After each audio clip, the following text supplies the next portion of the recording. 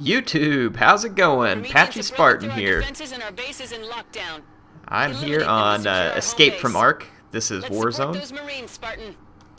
We're going to be playing some Warzone multiplayer. This is not the Warzone Assault. This is just like the standard Warzone variant. Let's get on to my player. For some reason, it'll kind of start us. Let's see. Toggle outline was B, so we took care of that. UI. So yeah. I'm really enjoying Warzone. It's interesting. You kind of never know what you're gonna get on it. It's kind of it seems like I've kind of had everything. I've had games where my team does good. I've lost most of the games I've played on Warzone so far, despite having come very close a few times. But that's the fun thing about Warzone, is you just never really know what's gonna happen.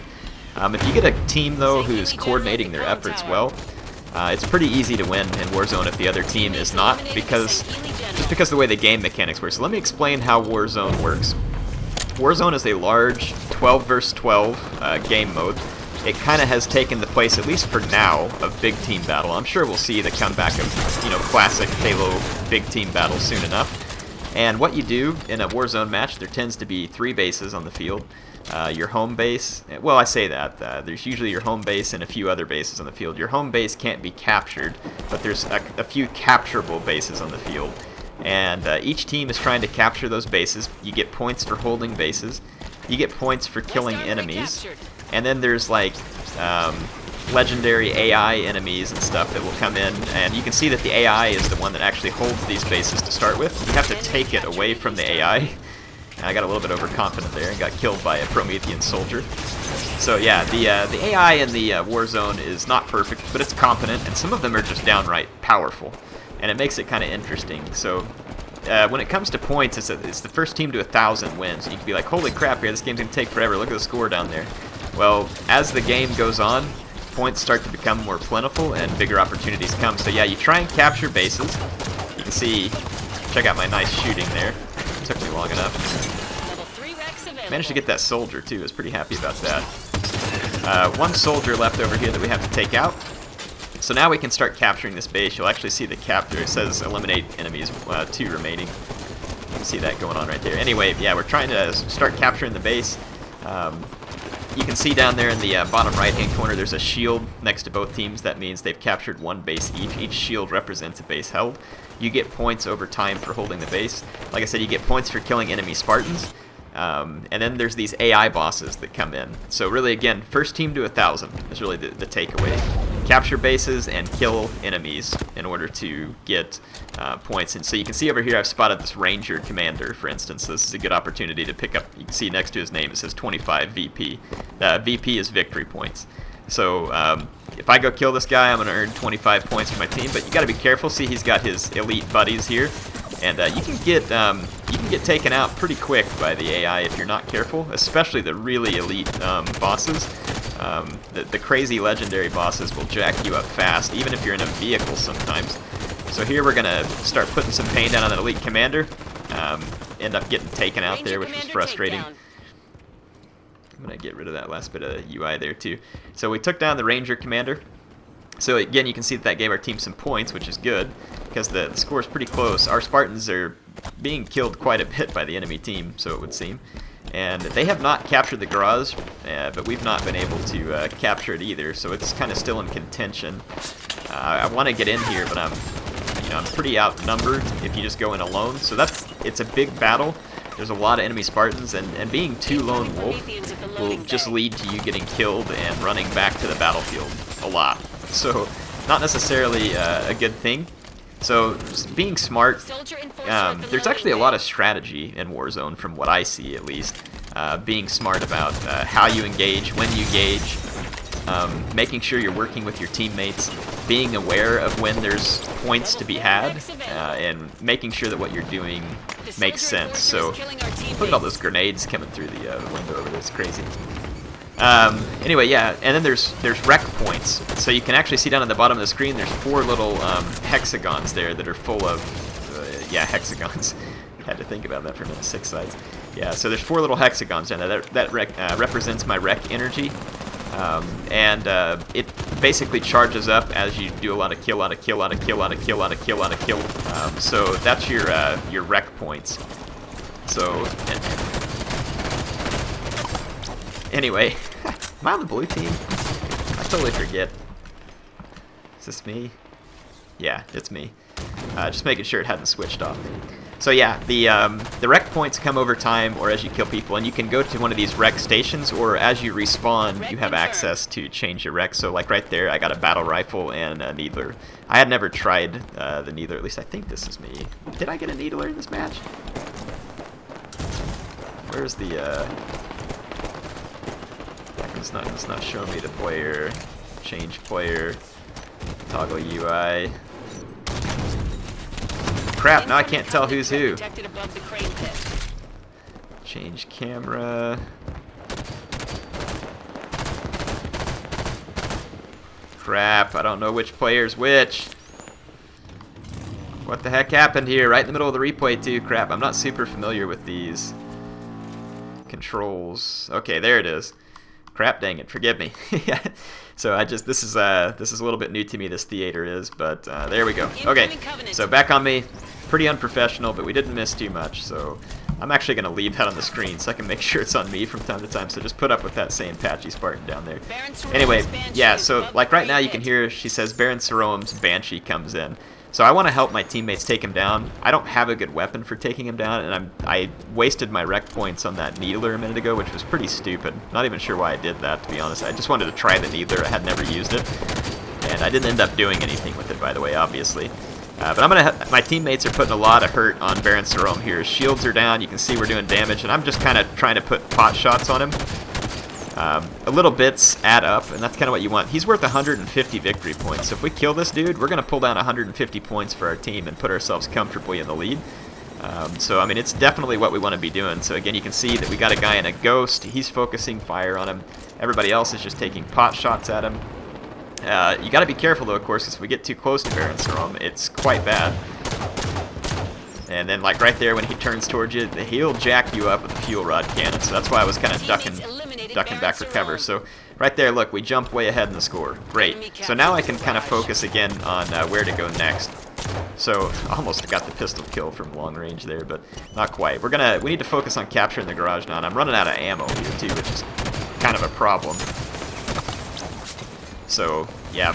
Anyway, I like the strategy that plays in. I like the game mode. The requisitions, there's tons of requisitions. I'll show you some of them after the match and show you how you can get some requisitions just to kind of understand it. But yeah, I like it. It's like Big Team Battle, except even more action, and it gives you the chance to kind of play the way you want to play. Like, do you want to just be going after other Spartans? Do you want to be base capturing? Do you want to be killing the AI enemies? You can lone wolf here. It's not really the best or smartest thing to do, but you know, you can pick which vehicles you want to use if you have the rec card. You earn points in each match, which is very fun because you can then use those points to get rec packs. And again, I'll show you the rec packs. The rec packs play an integral role, and essentially what rec packs are is they are packs that you can earn with points in the game, or you can use real-life money on it if you want, but earning the points in the game isn't too hard. Usually about every 4 Warzone matches, you can buy a gold rec pack. And the gold rec pack comes with the most likely odds of getting the coolest stuff. There's permanent recs, and then there's consumable recs. So as you open the rec pack, some of the recs you get are going to be permanent. Like if you unlock a weapon, for instance, it'll say, for instance, battle rifle, crap, what's it called? Battle rifle. Oh man, I can't remember. Shoot. It's making me mad. Anyway, it basically says that you have unlocked that weapon, which means that you now have better chances of getting that weapon in Rex. So like for instance, if you get the rocket launcher, you're more likely now to, like if you get the rocket launcher certification, that's what it's called. So if you get the rocket launcher certification, now you're more likely to get rocket launchers in your rec packs. So and so on and so forth. It's the same way with vehicles. And you have all the Halo weapons. Here I've got the Spartan laser that I pulled in the requisition. You can see that I'm going to be focusing on that Knight Marshal who's worth 25 victory points. So I'm going to be popping him with the Spartan laser, though it doesn't even seem to be doing that much. It's done a little bit of damage to him. But in any case, yeah. This is why it's important to know which wreck you're going to call in and when. So I called in the laser, knowing the Night Marshal's over there. So there we go, boom, I called in my wreck, I earned 25 points for my team, not bad. And now I can just continue to use my Spartan laser on the enemies, and hopefully use it to some good effect, we'll see. But anyway, the wreck system's cool. Weapons, vehicles, and certain things are helpful at certain times. So like right there, the laser was pretty helpful at helping to take down the Night Marshal.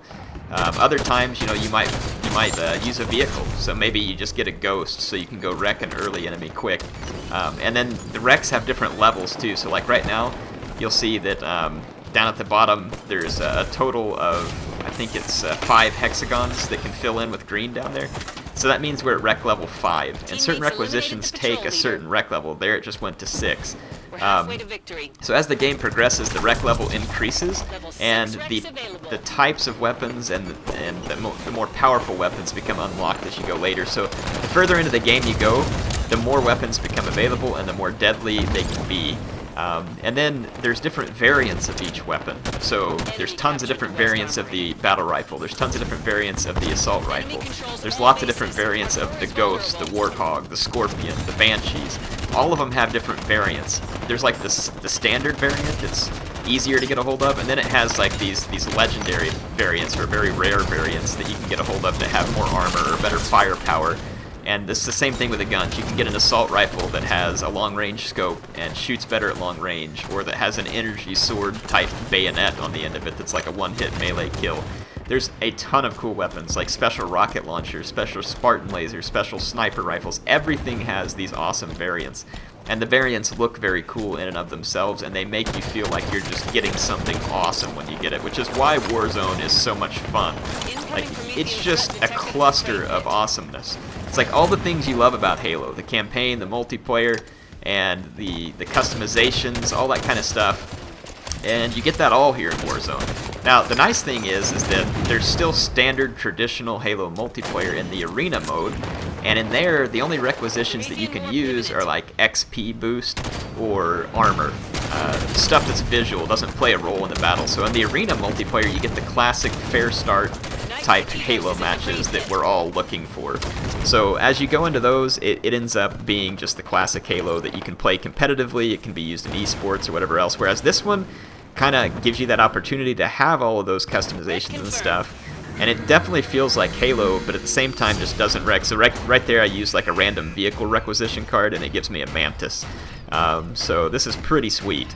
And like I said, some of the requisition cards are consumable. So if you happen to get that rocket launcher, geez, now I've forgotten the word already. Certificate. So if you get your rocket launcher certification, and you get like the super rare rocket launcher, it depends on how many you get in the rec pack. If you only get one, that means you get to use it once. It's consumable. You have to wait until you get it again. You can't just use it over and over again in every match just because you got it once. And it's the same thing with these vehicle cards. So it gives you a reason to keep playing the game, because you need to keep unlocking rec cards. And as you unlock the rec cards, you're going to unlock more stuff for you to use in Warzone. And I think a gold rec pack is like $3 if you just buy it with real world money. And each gold rec pack comes with like a certain number of permanent recs, and then it's more likely to bring up the rare and ultra rare and legendary stuff for you. So I would recommend, if you're buying rec packs, to only buy the gold packs. And when I say buy, I'm talking about buying them with Spartan points. Now, if you want to spend your own money on it, go to town. There's no reason to, though. I mean, you can earn this the points in the game relatively easy, and it's fun. So I like the way they've set it up. So 343 sets it up to where, hey, if you're impatient and you just can't wait and you just really want that stuff, okay, give us some money and you'll have a chance at getting it. Otherwise, if you're a player who just likes to play and do this the old-fashioned way, then there you go. So the microtransactions in this game really don't irritate me, because they're very few, and the stuff that you get for it can easily be earned without it. So really, it's just the players who want to rush to get those requisitions that really makes any difference. So I like it. I think that they've set up the multiplayer really, really well. The multiplayer in this game for me has been downright outstanding. Warzone is a fantastic new game mode. Right now it's only on 3 maps. We do know there'll be more maps coming, and we also know that, and they're going to be free maps, by the way, too. They're going to be adding lots of free maps. Hopefully all the maps they add are free. That way it doesn't split up the matchmaking population. I believe that's what they're planning on, but yeah, there's tons more maps on the way, and all of that's going to be free. Obviously, they're making money off the microtransactions here as people buy the requisition packs, and who knows, we may see other DLC that like weapons or weapon skins or other stuff that you can buy too, but again, all that stuff, I don't really care. As long as you're, and what they did here in this game was they delivered a game that was complete, that was fun. It isn't perfect, but it's awesome. It's polished up. The game modes, multiplayer for me is probably a 10 out of 10 on this game. I said 9 out of 10 the other day, but I've changed my mind. I love it. This is some fantastic multiplayer. It is awesome. The campaign, people are rating it all over the place. Some people are rating it down to like 2 or 3 out of 10. Some people are giving it an 8 out of 10. You know, here's what it really comes down to me. I have enjoyed the story and the campaign. I think it's fun. The campaign has a few things about it that could be made better. The bosses sometimes are a little bit repetitive, and I think that the storytelling amongst the new Osiris team could have been a little better, but it's not bad. You get to have fun and enjoy it. The other thing that I think, for me, may have been a little bit more of an improvement, I mean, the story isn't a bad story per se, but I think the way it plays out in the campaign is a little awkward at moments. So maybe a little bit of improvement there, but in my mind, I still rate the campaign pretty high. I'd give it at least a 7 out of 10, maybe 8. I would definitely not give it a 9. And the reason I say that is just because I have fun playing it. Again, I do agree with the people out there that the story could be better. Look at this. This is a legendary item here. This is an Oni Scorpion. We are losing, and we're getting close to the end of the game, and there's a legendary Promethean who's up on the map. His name is Warden Eternal, or he will be up on the map here momentarily. So I know that there's going to be some big time points coming up whenever that guy comes out, so that's why I got the tank. I'm not interested in just blasting enemy Spartans. I want to use it to blast a legendary character so that we can retake the lead, because that's like 100 and some odd points, and we can easily get back in the lead if we kill Warden Eternal. So this is really kind of a desperate ploy by me. I pull out the legendary item. This tank has stronger firepower and stronger armor, and obviously it has the cool black and red color scheme too. So definitely it's an awesome thing, but of course when you pull out these legendary items, you know, if someone just hits you with a rocket launcher, it jumps up and jacks you, I mean, you lose it. It's gone. And that's scary, so it's like exhilarating to get to use these legendary items, because you just want to go out and start zoning the enemy team, but at the same time you got to be so careful that you don't get jacked or anything else like that. So I mean, it is totally exciting to me. So there you can see me really messing up the red team here with the Oni Scorpion. Picked up a triple kill, tried for an overkill, but I missed.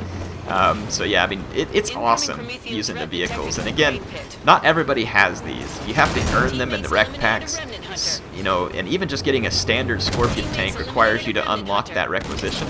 And it, you know, it takes time. It's not a guarantee that you're going to be getting this awesome stuff. So anyway, you can see me just sitting here trying to keep the red team pinned down, bust them up a little bit. And here comes the incoming Prometheans. And this guy here, this XXL guy that's trying to get in the tank, or no, maybe it's...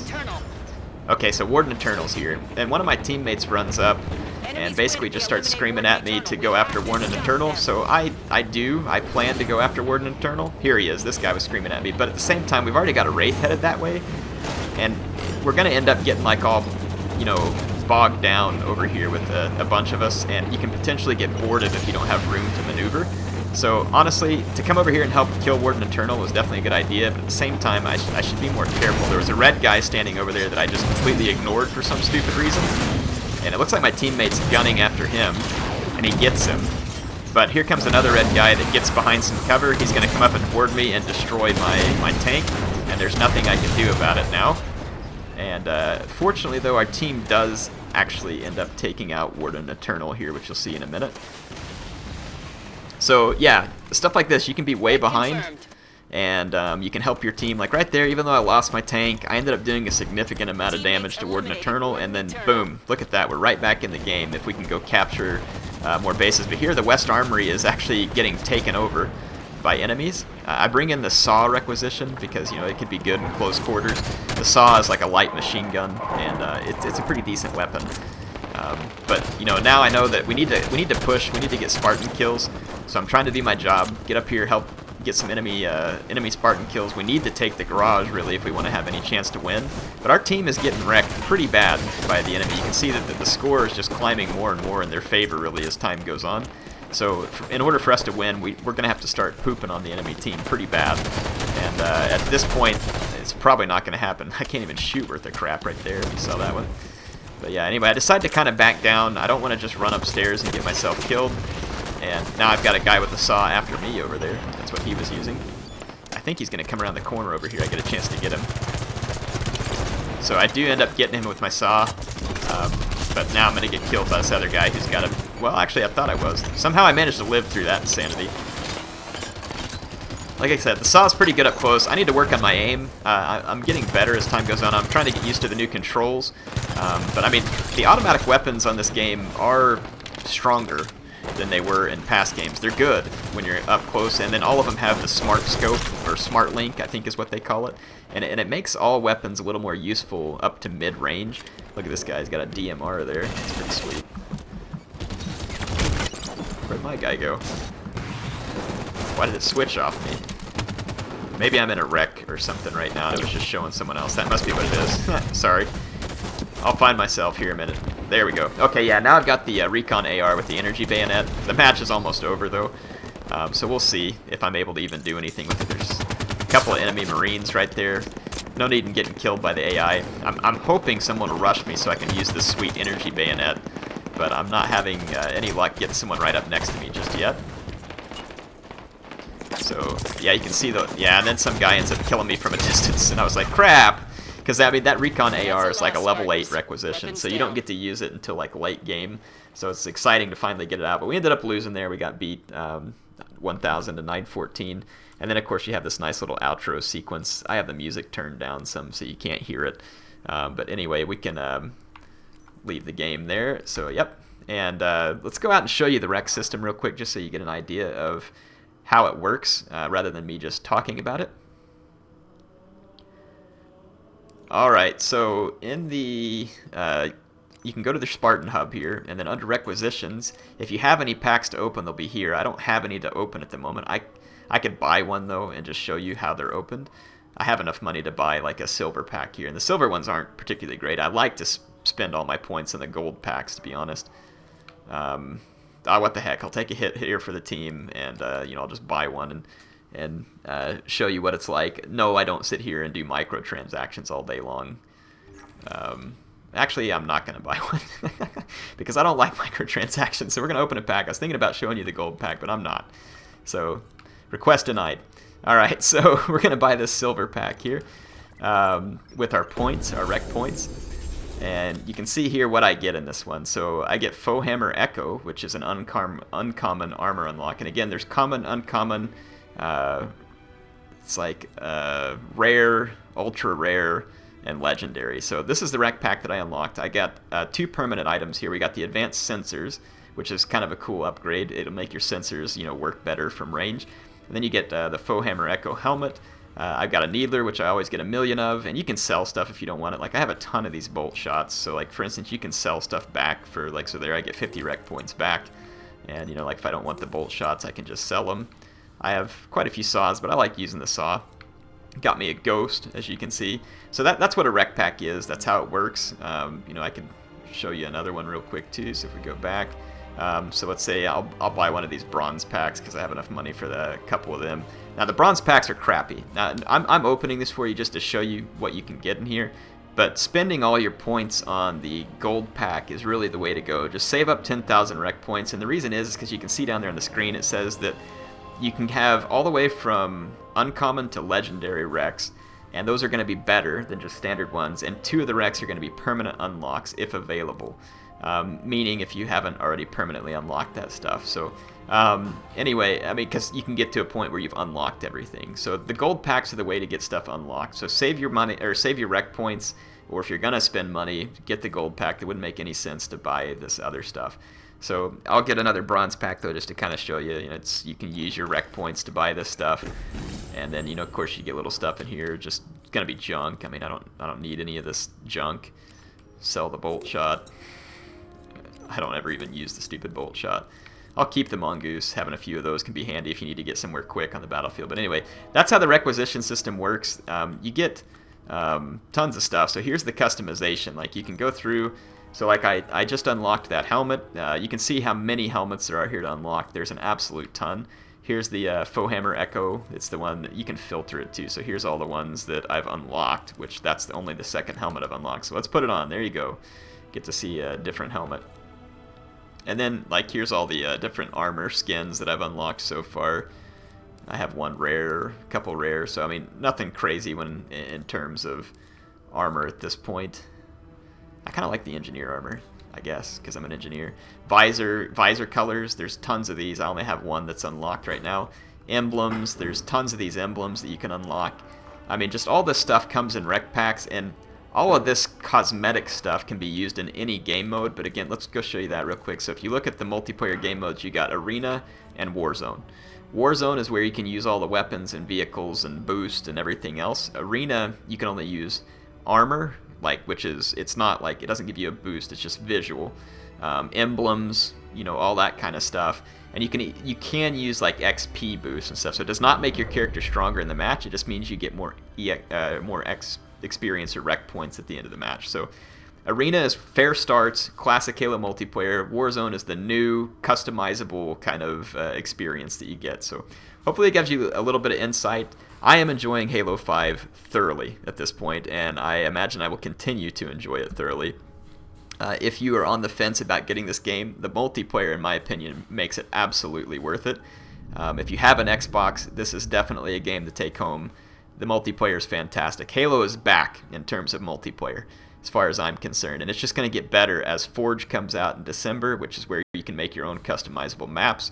And then they're also going to have more maps release over time, and they could add all kinds of cool stuff to this game. Really fantastic.